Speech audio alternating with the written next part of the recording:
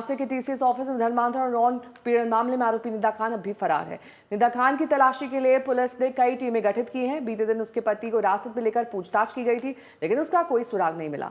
माना जा रहा है कि उसकी गिरफ्तारी से इस केस से जुड़ी कई अहम जानकारियां सामने आ सकती हैं। गिरफ्तारी से बचने के लिए निदा के वकील ने कोर्ट में अग्रिम जमानत याचिका भी लगाई, जिस पर आज सुनवाई हो सकती है।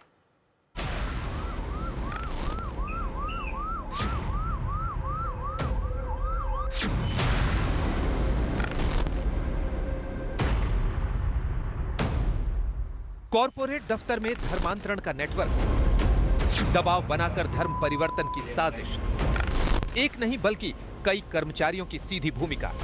लेकिन इस पूरे जाल का जो सबसे अहम चेहरा, जो सबसे अहम किरदार सामने आया है, वो है एग्जीक्यूटिव निदा खान।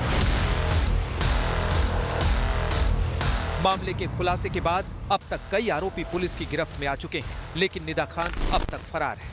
निदा की तलाश में पुलिस कई जगहों पर छापेमारी कर रही है, लेकिन अब तक उसका पता नहीं चला है। नासिक टीसीएस बीपीओ धर्मांतरण, लैंगिक शोषण और धार्मिक भावनाओं को ठेस पहुंचाने के केस में पुलिस अब भी निदा खान को ढूंढ रही है। निदा खान अब भी वांटेड है। आपको बता दें कि आज नासिक पुलिस एसआईटी की टीमें मुंब्रा, भिवंडी और मुंबई गई थी निदा खान को ढूंढने के लिए। निदा खान के पति से भी कुछ घंटे पूछताछ की गई, जिसमें उसने बताया है कि निदा की मौसी 2 दिन पहले उसे नासिक लेकर चली गई है। टीसीएस में एग्जीक्यूटिव निदा खान पर जबरन धर्मांतरण कराने की कोशिश, धार्मिक भावनाओं को ठेस पहुंचाने के अलावा हिंदू कर्मचारियों के ब्रेन वॉश का भी आरोप है। उसकी भूमिका जांच के दायरे में है, उसकी तलाश जारी है, क्योंकि आरोप है कि कंपनी में वो सिर्फ एग्जीक्यूटिव की भूमिका में नहीं, बल्कि धर्मांतरण वाले गिरोह में अहम भूमिका निभा रही थी। एफआईआर के मुताबिक कंपनी में निदा खान महिलाओं को इस्लामी परंपराओं के मुताबिक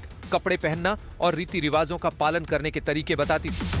कुछ पीड़ितों का दावा है कि ये सब कुछ वो सलाह की तरह नहीं, बल्कि दबाव की तरह होता था। निदा महिला कर्मचारियों के बताती थी कि बुर्का कैसे पहना जाए, हिसाब से कैसे सिर ढंका जाए। ये भी पता चला है कि निदा खान कंपनी में उन कर्मचारियों का समर्थन करती थी जिन पर महिला कर्मचारियों के उत्पीड़न और जबरन धर्म परिवर्तन के प्रयास के आरोप हैं। हालांकि जांच के बीच निदा के परिवार वालों का भी बयान आया है। आज तक से एक्सक्लूसिव बातचीत में परिवार का दावा है कि निदा पर लगाए गए सभी आरोप झूठे हैं और उसे बेवजह फंसाया जा रहा है।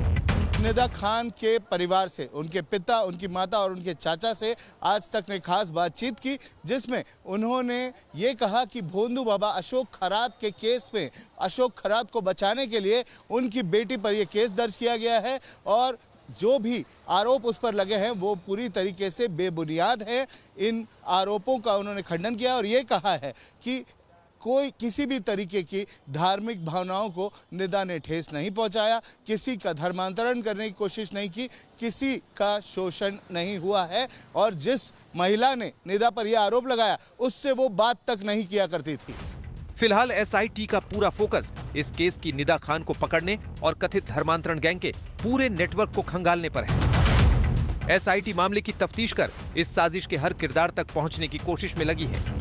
इस केस की जांच के दौरान मलेशिया के इमरान नाम के एक संदिग्ध का भी जिक्र सामने आया है, जिसकी पुष्टि एक आरोपी ने भी की है। पुलिस को विदेशी फंडिंग का शक है, लिहाजा आरोपियों के बैंक खातों की भी जांच की जा रही है। पुलिस निदा खान के अकाउंट को भी खंगाल रही है ताकि किसी भी संदिग्ध लेन देन का पता लगाया जा सके। नासिक के एक बड़े दफ्तर में धर्म परिवर्तन के जाल का जैसे खुलासा हुआ, वो बेहद चौंकाने वाला है। कंपनी के ही कर्मचारियों की भूमिका हैरान करने वाली है। पुलिस एक एक कड़ियों की तफ्तीश में लगी है ताकि पूरे मामले का सच सामने आ सके और हर आरोपी पर कानून का शिकंजा कस सके। दिव्येश सिंह के साथ विद्या, आज तक।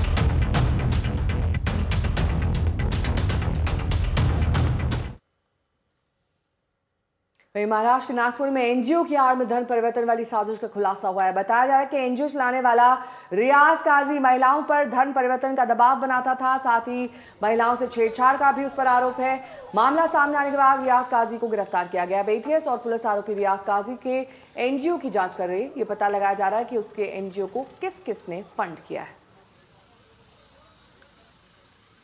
महाराष्ट्र के नासिक के बाद अब नागपुर में धर्मांतरण की आड़ में लैंगिक शोषण का गंभीर मामला सामने आया है। शहर के मानकापुर पुलिस स्टेशन में एक एनजीओ जो चलाता है रियाज काजी, उसे इस धर्मांतरण और लैंगिक शोषण मामले में पुलिस ने गिरफ्तार किया है। नागपुर के मानकापुर इलाके में फिकर फाउंडेशन नाम से यह एनजीओ चलाई जा रही थी, जो यूनिवर्सल मल्टीपर्पज सोसाइटी इन नाम से था। या कार्यालय हम देख सकते हैं, इस एनजीओ का यह कार्यालय जहां अभी ताला लगा हुआ है। दरअसल ये एनजीओ गरीब बच्चों को शिक्षा प्रदान करने के लिए इसका जो काम है वो चल रहा था। लेकिन इस संस्था का जो प्रमुख है रियाज काजी, जिसे नागपुर पुलिस ने गिरफ्तार किया है, वो धर्मांतरण की आड़ में यहाँ काम करने वाली, इस एनजीओ में काम करने वाली जो लड़कियां हैं, युवतियां हैं, उनका लैंगिक शोषण करते थे। धर्मांतरण के लिए उन पर दबाव बनाते थे। नागपुर के मानकापुर पुलिस ने रियाज काजी को गिरफ्तार कर लिया है। 4 पीड़ित महिला और युवतियों के बयान के आधार पर, शिकायत के आधार पर एफआईआर दर्ज कराई है। रियाज काजी को गिरफ्तार किया गया है। ये नागपुर के मानकापुर स्थित यह कार्यालय है। इस कार्यालय में अभी फिलहाल ताला जड़ा हुआ है, हम देख सकते हैं। पुलिस ने रियाज काजी को गिरफ्तार करने के बाद अब रियाज काजी की महाराष्ट्र एटीएस और नागपुर पुलिस कड़ाई से जांच कर रही है। और रियाज काजी इस एनजीओ के आड़ में कितनों महिलाओं और युवतियों का उन्होंने धर्मांतरण की आड़ में लैंगिक शोषण किया है, इसकी जांच अब नागपुर पुलिस कर रही है। योगेश पांडे, नागपुर, आज तक।